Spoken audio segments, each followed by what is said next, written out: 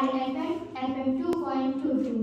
पूरा लखनऊ सुनता है RFM 2.22।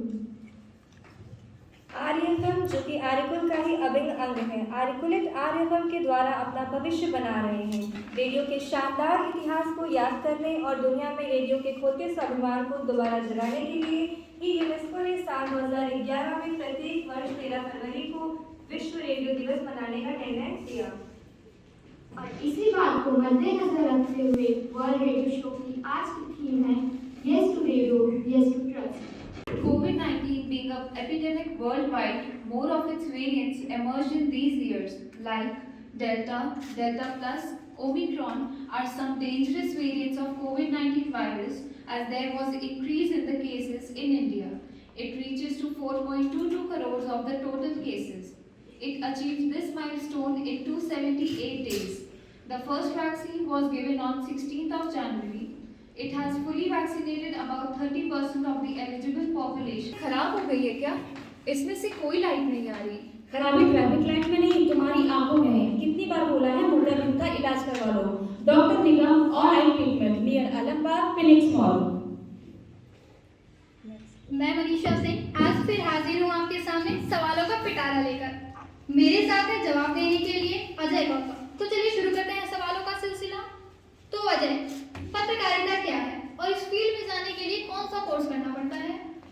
सबसे पहले मैं आपको धन्यवाद देना चाहता हूँ, आपने मुझे अपने रेडियो स्टेशन पर आमंत्रित किया। देखिए, पत्रकारिता जो है वो देश और दुनिया की छोटी छोटी घटनाओं को जो किसी माध्यम से आम जनमानस तक पहुँचाना है, इसके लिए आप एजेंसी और एजेंसी कर सकते हैं। क्या ये सारे कोर्सेज आर्यकुल कॉलेज में अवेलेबल हैं? जी बिल्कुल। कौन कौन से हैं और कितने साल के? जी, 2 कोर्स है, बीजेंसी और एजेंसी। बता दूं, बीजेंसी 4 साल की है और एजेंसी 2 साल की है।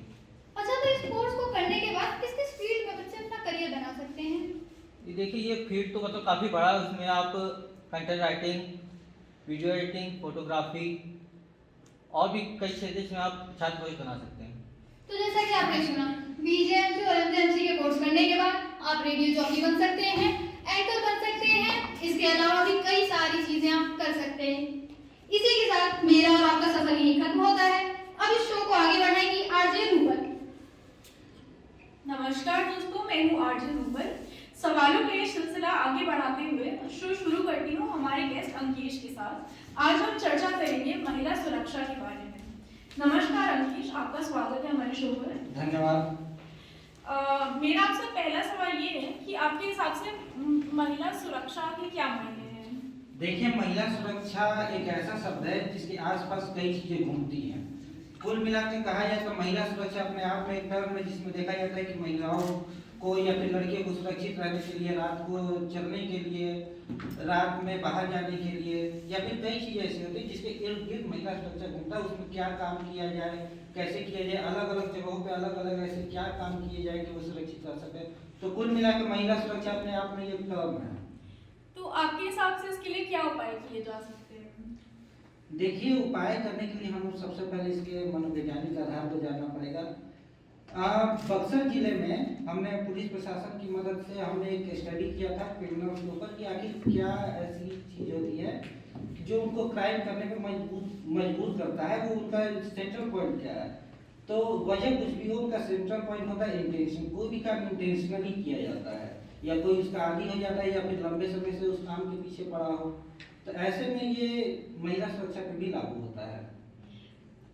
आपके हिसाब से जब भी महिलाओं की यौन उत्पीड़न की चर्चा होती है तो लोग हिंसक क्यों हो जाते हैं?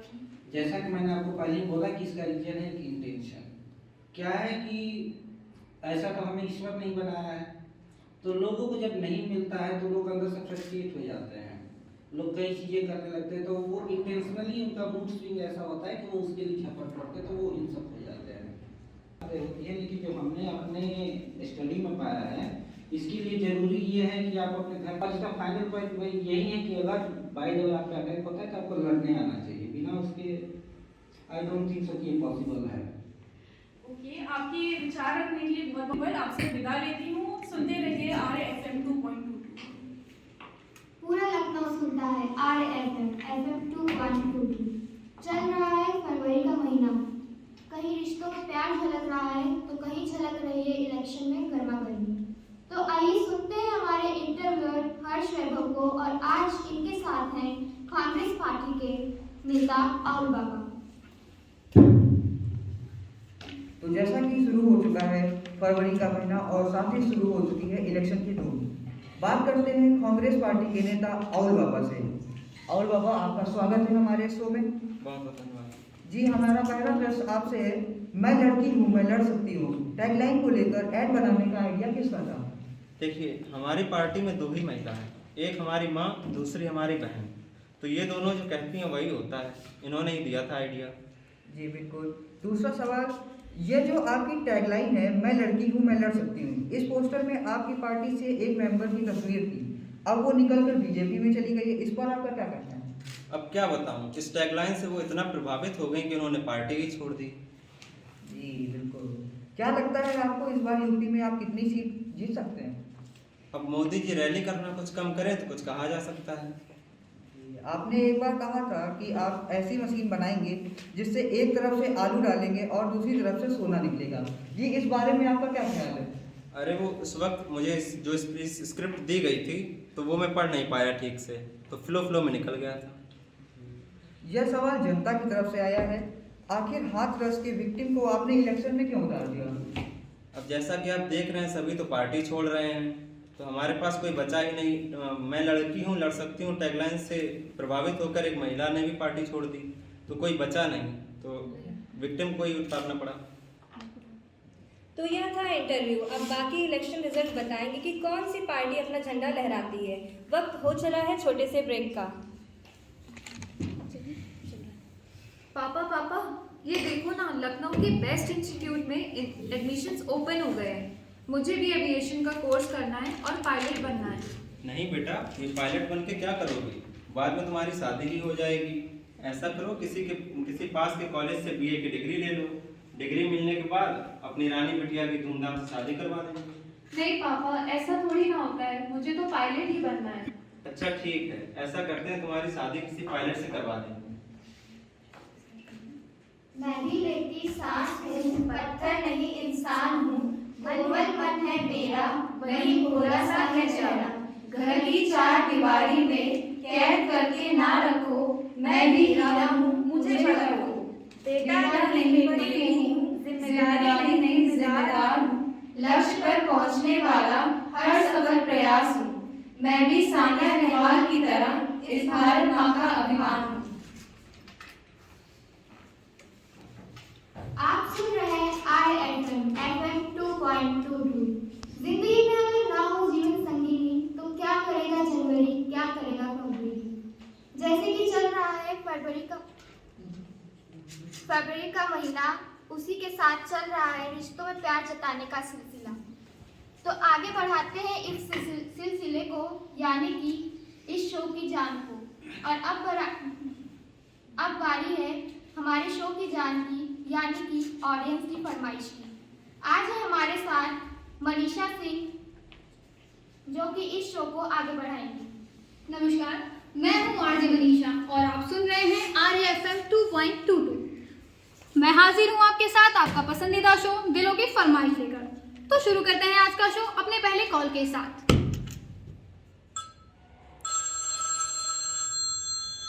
हेलो हेलो हेलो जी, कौन है आप? हम हर्ष बोल रहे हैं गौरी से। अच्छा, तो क्या फरमाइश है आपकी? दरअसल अभी हमारी शादी होने वाली है और हमारे मेहरारू रोज बोलत हैं कि गाना सुनाओ। तो सुना क्यों नहीं देते? अरे हमारी आवाज इतनी अच्छी नहीं है कि हम उनको गाना सुनाएं। अगर गाना सुना देंगे तो शादी टूट जाएगी। बड़ी मुश्किल से तो तय हुई। बड़े दुख की बात है, तो क्या सुनना चाहेंगे आप? तो अखिल की फैन है तो उन्हीं का कोई गाना सुना दीजिए। अरे बिल्कुल। तो पेश है, आपका नाम क्या था वैसे? हर्ष। हाँ ठीक है, तो पेश है हर्ष की मेहरारू के लिए उनका फेवरेट अखिल का ये गाना।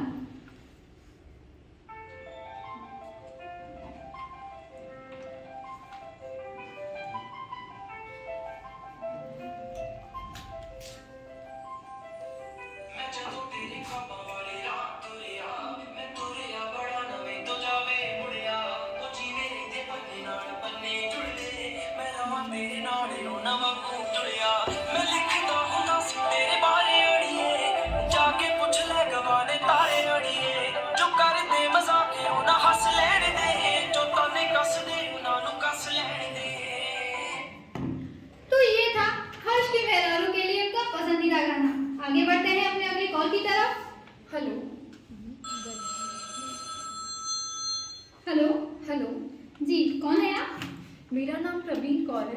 बहुत प्यारी आवाज़ है आपकी। उम्मीद है आपकी आवाज़ की तरह आप भी खूबसूरत होंगी। Thank you so much. वैसे करती क्या है आप? मैं शायर हूँ। अरे वाह, इसी बात पर एक शायरी तो बनती है। बात करें फरमाइश की तो ज़िंदगी से ज़्यादा नहीं, बस इतनी सी फरमाइश है, अब तस्वीर से नहीं केवल तफसील से मिलने की ज़रूरत है। वाह, लाजवाब। दाद देनी पड़ेगी आपकी। अपने गुरु की तरह आपकी शायरी भी बहुत खूबसूरत थी। Thank you. वैसे सुनना क्या चाहती हैं आप? मैं अपने दोस्तों के लिए एक गाना डेडिकेट करवाना चाहूँगी। कौन सा? यारिया का सॉन्ग बारिश। जी बिल्कुल। तो अभी बजाते हैं प्रवीण का फेवरेट गाना यारियों की बारिश।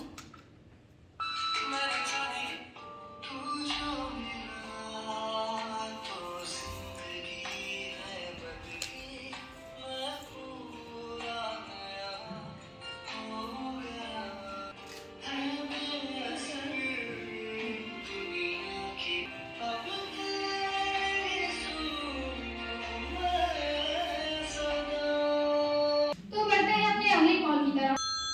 हेलो। हेलो जी, नाम बताइए अपना। जी, मैं निधि सरोजिनी नगर से बोल रही हूँ। क्या सुनना चाहेंगी आप? ज़्यादा कुछ नहीं, बस अपने संपन्न स्पेशल के लिए एक प्यार भरा गाना उनको सुनाना चाहती हूँ। तो निधि के समझ स्पेशल के लिए पेश है उनका ये गाना।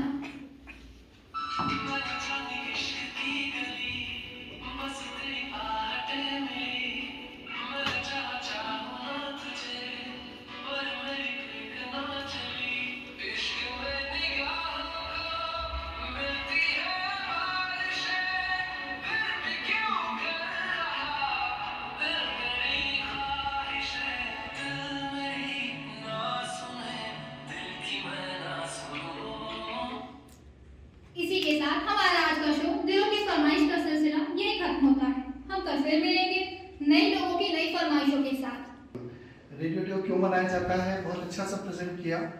रीज़न क्या है रेडियो डे मनाने का, और रेडियो की भूमिका हमारे परिप्रेक्ष्य में, हमारे परिप्रेक्ष्य मतलब हमारे देश के परिप्रेक्ष्य में क्या है, इस पे और हमें थोड़ा सा अध्ययन करना चाहिए कि जो स्वतंत्रता संग्राम था हमारे पास अपनी बात पहुंचाने के माध्यम बहुत लिमिटेड थे। एक समाचार पत्र, उसका प्रकाशन शुरू हुआ था, विश्व समाचार पत्र दिवस भी होता है, नेशनल, हम लोग उसको भी मनाते हैं। और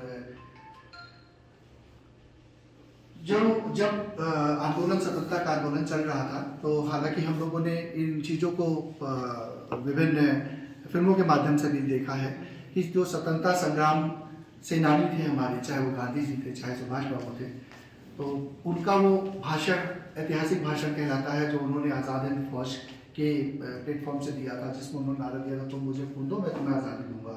तो उसकी अभी भी क्लिप हम लोग को, ऑडियो क्लिप उपलब्ध रहती है, जिसको सुनते हैं जब भी नेताजी का जब दिवस आता है, या स्वतंत्रता दिवस, या हमारा गणतंत्र दिवस, इस तरह के राष्ट्रीय पर्व आते हैं, या गांधी जी जो अपने भाषण देते थे उसका प्रसारण BBC पे होता था।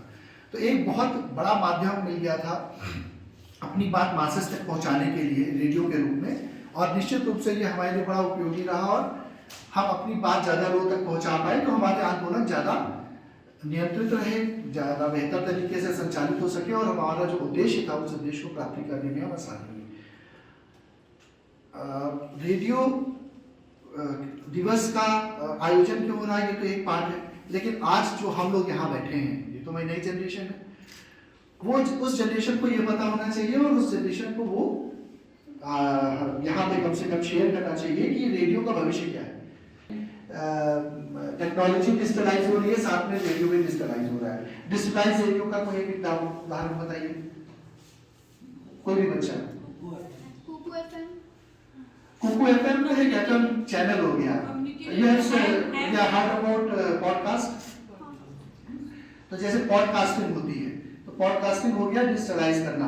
अब हम क्या कर रहे हैं, अभी तक हमारा जो रेडियो मीडियम था वो उसमें रिकरेंस नहीं थी। हमने समाचार सुना, हमने गाना सुना, वो आगे निकल गया। अब अगर गाना हमारा छूट गया, या हमारा किसी समय की कोई प्रोग्राम आ रहा है, इसमें रेडियो में बहुत सारे नाटक की सीरीज आती थी, जैसे हमारे दूरदर्शन और टीवी पे आते हैं, उसी तरह से रेडियो में आती थी, और लोग उसको बहुत ध्यान से सुनते थे।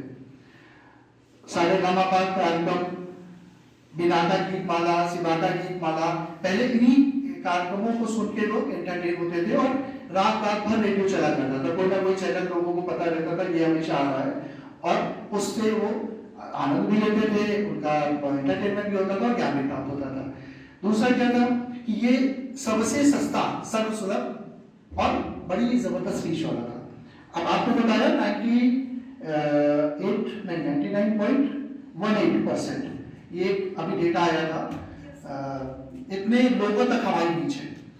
मेरा इसमें ये कहना है कि 0.82% इसमें मिसिंग है। तो आप लोगों की क्वेरी और आप लोगों की जिज्ञासा भी होनी चाहिए 0.82 क्यों मिसिंग है। हम जब इस देश में हैं, अब तो हम हर जगह की हमें जानकारी है ना, तो 0.82% अगर हमारा मिस हो रहा है तो उसका मिसिंग का कारण क्या है ये हमें बताना चाहिए। इसी तरह से ये तो आबादी के टर्म पे था कि आबादी के टर्म में हमारी रीच है, और एक और डेटा था दूसरा कि एरिया, हम कितने एरिया में कर रहे हैं। दोनों को रिलेटेड है। निश्चित रूप से कोई एरिया ऐसा होगा जिस एरिया में रेडियो की रीच नहीं होगी, लेकिन वो अपने देश के अंदर है। प्रोग्राम अभी हम लोगों के सामने प्रस्तुत किया। अभी डायरेक्टर साहब ने कुछ बातें कही थी कि हम लोग जो विजुअल होता है और जो ऑडियो है, रेडियो अपना ऑडियो, तो रेडियो पर हमारा फोकस कम क्यों हो रहा है? रेडियो पर फोकस इसलिए कम हो रहा है क्योंकि आंखों से जब कोई चीज दिखाई देती है सामने और हमें कोई चीज सुनाई देती है तो हम देखने वाली पर ज्यादा फोकस करते हैं। इसलिए आपको इस रेडियो के लिए बहुत ज्यादा मेहनत करनी पड़ेगी।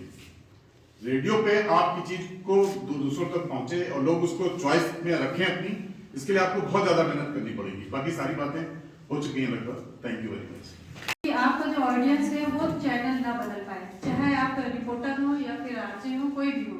ये एक आपका ऑडिबल मीडिया है, रेडियो को कहते हैं ऑरल मीडियम।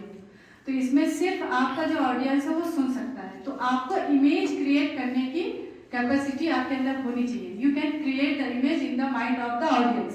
वो यूटिलाइज कर सके कि आप क्या कह रहे हैं। अगर किसी नदी का सी का डिस्क्रिप्शन दे रहे हो तो वो विजुलाइज कर सके कि हाँ सचमुच में लहरें चल रही हैं। ठीक है, तो ये क्वालिटी होती है। धीरे धीरे आप ग्रो कर लेंगे, हम भी आपके साथ प्रयास करेंगे, हमारी मैन लोग भी प्रयास करेंगे कि बच्चे अच्छा करके यहाँ जाए, अच्छा सीख के यहाँ जाए।